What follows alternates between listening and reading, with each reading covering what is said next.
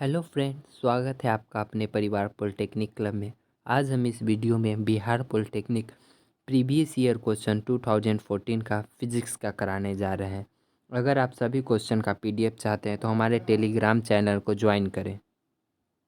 चलते हैं हम अपने पहले प्रश्न पर। पहला प्रश्न हमसे कह रहा है, निकट दृष्टि दोष दूर करने के लिए किस लेंस का उपयोग किया जाता है। प्रश्न हमसे पूछा, अगर किसी व्यक्ति को निकट दृष्टि दोष है तो हम उसे किस लेंस द्वारा उसको ठीक कर सकते हैं।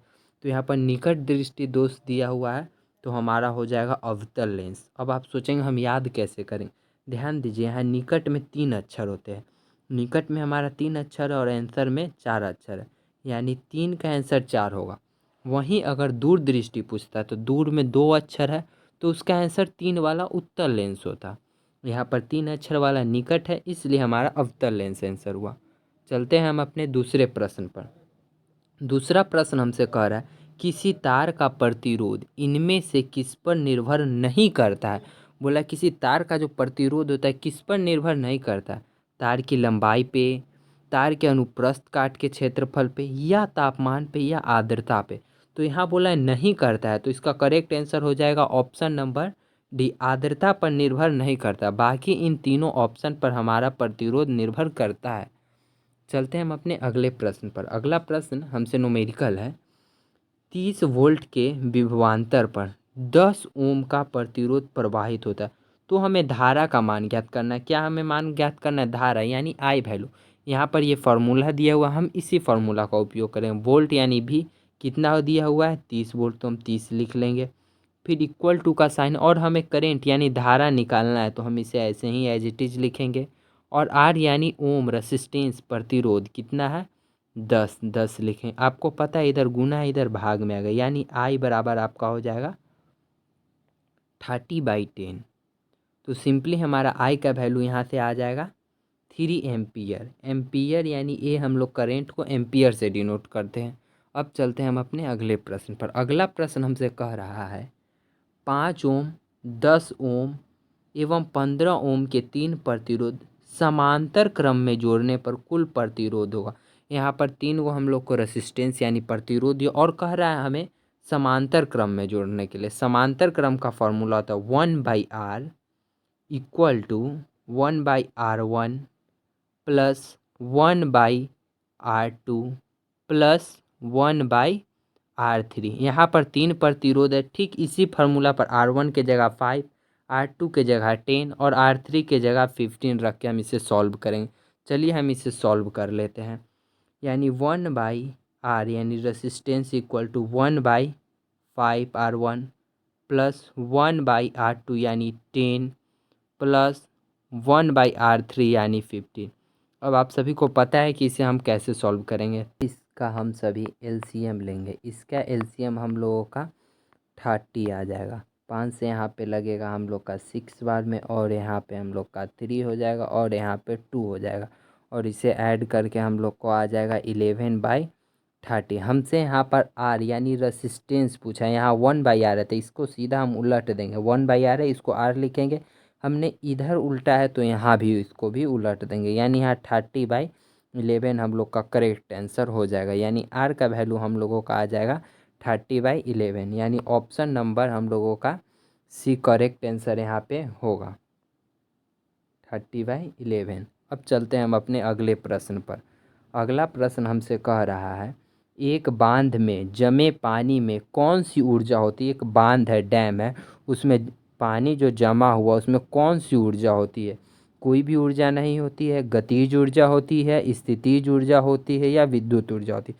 तो इसका आंसर हो जाएगा हम लोगों का स्थितिज ऊर्जा होती है, क्योंकि पानी बांध में जमी हुई है, कोई फ्लो नहीं कर रही जो उसमें गतिज ऊर्जा होगी। पानी बांध में स्थित है इसलिए वह स्थितिज ऊर्जा होगी। अब चलते हैं हम अपने अगले प्रश्न पर। अगला प्रश्न हमसे पूछ रहा है, कौन सा यंत्र विद्युत ऊर्जा को यांत्रिक ऊर्जा में परिवर्तित कर रहा है। पूछ रहा कौन सा यंत्र विद्युत जो ऊर्जा होता है, जो हम लोग का इलेक्ट्रिक एनर्जी होता है, उससे हम लोग यांत्रिक एनर्जी में कौन सा मशीन बदलता है। तो इसका करेक्ट आंसर हो जाएगा ऑप्शन नंबर डी हम लोगों का। मोटर जो है हम लोगों को विद्युत ऊर्जा को यांत्रिक ऊर्जा में बदलता है। आप हम लोग को मोटर यानी पानी निकालने वाले कल को भी देखे होंगे, जो विद्युत ऊर्जा लेता है और उसे यांत्रिक ऊर्जा में बदलकर उससे पानी को बाहर निकालता है। अब चलते हैं हम अपने अगले प्रश्न पर। अगला प्रश्न कह रहा है प्रतिरोध की इकाई होती है। प्रतिरोध का जो इकाई क्या होता है, तो इस क्वेश्चन का आंसर आप सबको जरूर पता होगा। प्रतिरोध का इकाई ऐसा यूनिट यानी कि ओम होता है। अब चलते हैं हम अपने अगले प्रश्न पर। अगला प्रश्न पूछ रहा कौन सा दर्पण हमेशा काल्पनिक प्रतिबिंब बनाता है। पूछ रहा कौन सा दर्पण हमेशा काल्पनिक प्रतिबिंब बनाता है। तो काल्पनिक प्रतिबिंब हमेशा उत्तल दर्पण एवं समतल दर्पण दोनों ही हमेशा काल्पनिक प्रतिबिंब बनाते हैं।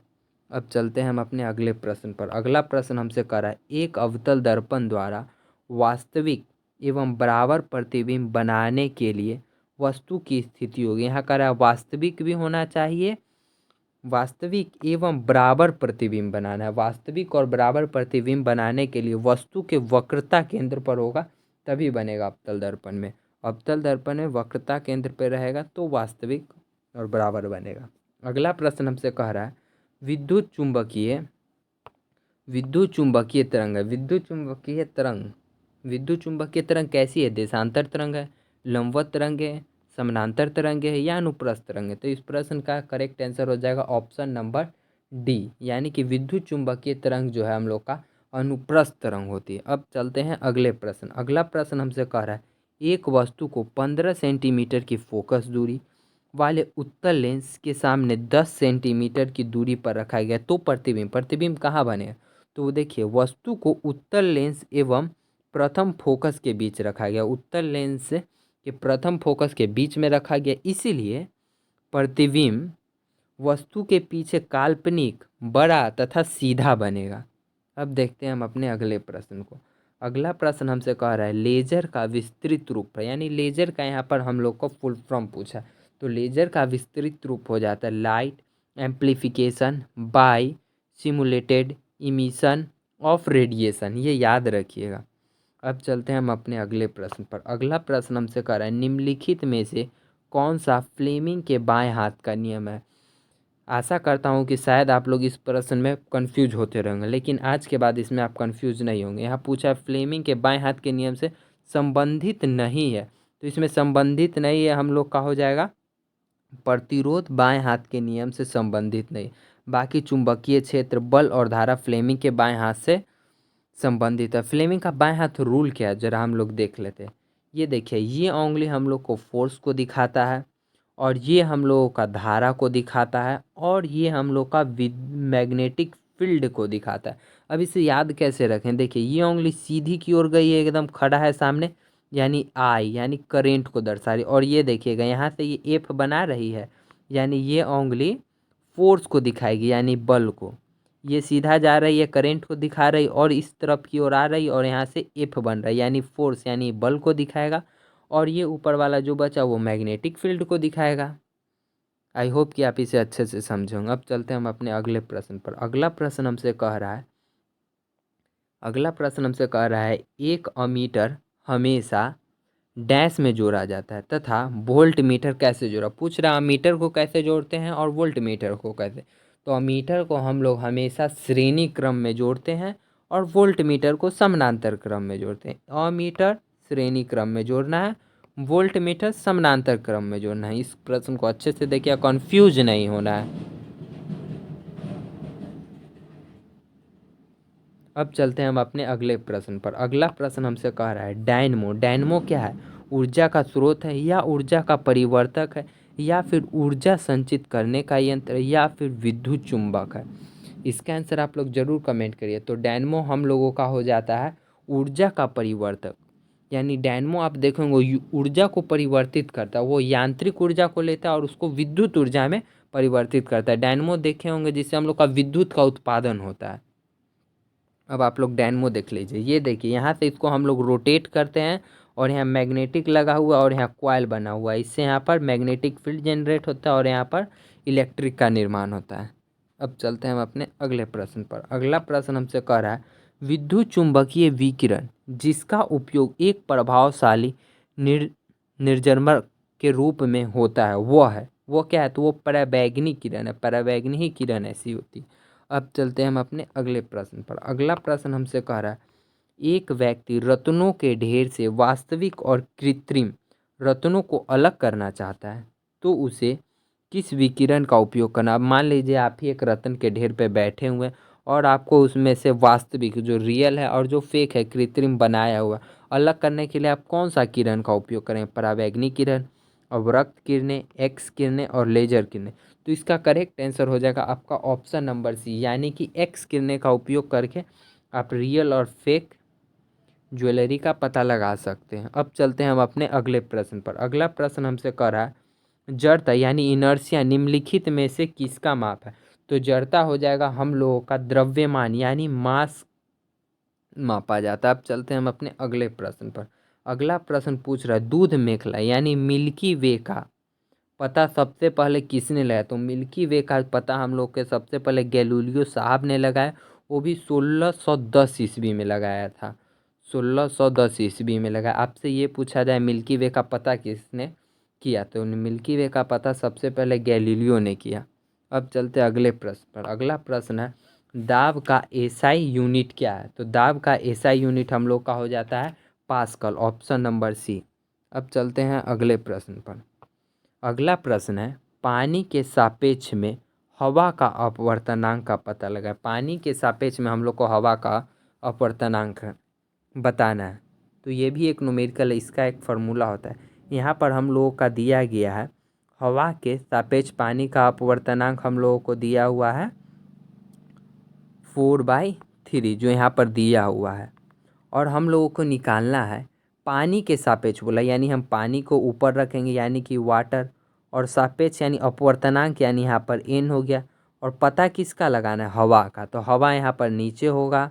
इसका फार्मूला होता है 1/, यानी यहाँ पर जो दिया हुआ था A/, हो जाएगा NW। जो दिया हुआ रहेगा उसको बस 1/, में लिख देंगे। अब हम लोग इसे सॉल्व करते हैं। इसे सॉल्व करने पर हम लोगों का आ जाएगा, लिखेंगे और आंसर में 1/4/3। 4/3 दिया हुआ था, बस उसको सिर्फ नीचे की तरफ लिख देना। इसको आगे सॉल्व करेंगे तो ये हो जाएगा हमारा 3/4, यानी ऑप्शन नंबर सी हम लोगों का करेक्ट आंसर हो जाएगा। ध्यान दीजिए ऐसे प्रश्न में जहाँ दिया हुआ रहेगा बस उसको 1/4/3 लिख दीजिएगा, इसको इक्वल टू करिएगा 3/4, यही आपका करेक्ट आंसर 3/4 आ जाएगा। बस 1 उसको उल्टा कर देना है। अब चलते हैं हम अपने अगले प्रश्न पर। अगला प्रश्न कर रहा है यदि 12 ओम के प्रतिरोध से 18 वोल्ट की बैटरी जोड़ी जाती है तो कितनी ऊर्जा यानी धारा यानी आई का वैल्यू पूछ रहा है तो प्रवाहित होगी। हमें आई का वैल्यू पूछ रहा है। फिर हम वही फार्मूला लगाएंगे V=IR। भी का मान कितना दिया हुआ 18 वोल्ट, 18 लिख लेंगे। और आई का वैल्यू हमें निकालना है। और आर यानी रेसिस्टेंस 12 ओम दिया गया है, 12 लिख लें। अब हम लोग इसे सॉल्व करेंगे। इसे सॉल्व करने के बाद आपका करेक्ट आंसर आ जाएगा I=18 हो जाएगा आपका 18/12। और आप लोग इसे सॉल्व करिएगा तो 1.5 आ जाएगा। अब चलते हैं हम अपने अगले प्रश्न पर। अगला प्रश्न हमसे कह रहा है एक उत्तल लेंस की फोकस दूरी 5 सेंटीमीटर है, उसकी क्षमता क्या होगी। तो लेंस की क्षमता निकालने का फॉर्मूला होता है P=1/f। और ध्यान दीजिएगा एफ मीटर में होगी, यहाँ सेंटीमीटर में दिया हुआ। हम इसे ऐसे नहीं सॉल्व करेंगे, पहले 5 सेंटीमीटर को मीटर में बदलेंगे। 5 सेंटीमीटर है, अब हम लोग इसको मीटर में बदलते हैं, यानी इसको 100 से हम लोग डिवाइड देंगे, यानी 5/, हम लोग का 100 हो जाएगा, यानी कि 1/20, यानी 1/, यहाँ पर 20 मीटर हो गया। ठीक, अब हम लोग इसे सॉल्व करते हैं अपने फार्मूला से, यानी P=1/f। P बराबर हो जाएगा 1/f। f कितना आया है 1/20 है। इसे सॉल्व करेंगे तो हम लोगों का 20 आ जाएगा। प्रश्न हमसे कह रहा है रॉकेट किस सिद्धांत पर कार्य करता है। आपको बताना है रॉकेट किस सिद्धांत पर कार्य करता है। रॉकेट संवेग संरक्षण यानी मूवमेंट पर कार्य करता है, संवेग संरक्षण सिद्धांत पर कार्य करता है। अब चलते हैं हम अपने अगले प्रश्न। अगला प्रश्न कह रहा है एक कूलम आवेश के इलेक्ट्रॉन की संख्या होती है, यानी एक कूलम आवेश में कितने इलेक्ट्रॉन रहते हैं। तो 6.25 × 10⁻18 इलेक्ट्रॉन होते हैं। अगला प्रश्न हमसे कह रहा है यदि 360 कूलम का आवेश 2 मिनट तक प्रवाहित होता है तो विद्युत धारा का मान के, यहाँ भी हमसे आई का वैल्यू विद्युत धारा पूछा गया और कूलम यानी क्यू दिया गया है 360 है और टी 2 मिनट दिया गया है। ध्यान दीजिए 2 मिनट दिया हुआ है और समय का मात्रक हम लोग स्टैंडर्ड यूनिट सेकेंड में लेते हैं। तो पहले मिनट को हम लोग को सेकेंड में बदलना है, यानी 2 को हम लोग 60 से मल्टीप्लाई करेंगे तो हम लोग का आ जाएगा 120। हम लोग का आ जाएगा 120, यानी 120 हम लोग का सेकेंड हो गया। अब हम लोग इस फार्मूला पर डाल देंगे Q equal to I T के फार्मूला पर। Q हम लोग का 360 दिया गया है और I हम लोग को पता करना है और T का मान हम लोगों का है 120। इसे सॉल्व करने पर हम लोगों का आ जाएगा 3 × 36, यानी कि I बराबर हम लोगों का 3 एम्पियर हो जाएगा। Correct answer option number B होगा हम लोगों का। अब चलते हैं हम अपने अगले प्रश्न पर। अगला प्रश्न हमसे पूछ रहा है गाड़ियों में साइड दर्पण के रूप में किस दर्पण का उपयोग किया। ये जो हम लोग वाहन में साइड मिरर देखते हैं, यहाँ पर हम लोग किसका उपयोग करते हैं, तो यहाँ पर हम लोग उत्तल दर्पण का उपयोग करते हैं, क्योंकि बड़े वस्तु का छोटा प्रतिबिंब यहाँ पर बनता है और हम छोटे से मिरर में बड़े साइज तक को देख सकते हैं। अब चलते हैं हम अपने अगले प्रश्न पर। अगला प्रश्न हमसे कह रहा है एक अवतल दर्पण की फोकस दूरी 15 सेंटीमीटर है। एक वस्तु को 15 सेंटीमीटर की दूरी पर रखा गया, वहाँ फोकस दूरी भी 15 है और वस्तु की दूरी भी 15 सेंटीमीटर पर रखा गया, तो प्रतिबिंब बनता है। ध्यान दीजिए वस्तु को फोकस बिंदु पर रखा गया है, फोकस पर रखे वस्तु का प्रतिबिंब अनंत पर बनता है। वस्तु को हम लोग कहाँ रखे, फोकस पर रख दिए, इसलिए वस्तु का प्रतिबिंब अनंत पर बनेगा। तो फिलहाल इस सेशन में इतना ही। वीडियो पसंद आया तो लाइक करें, चैनल को सब्सक्राइब करें और शेयर करें। कमेंट करें आपको कैसे लगी ये प्रीवियस ईयर की सीरीज़ और आगे किस ईयर के क्वेश्चन को आपकी सीरीज़ चाहिए।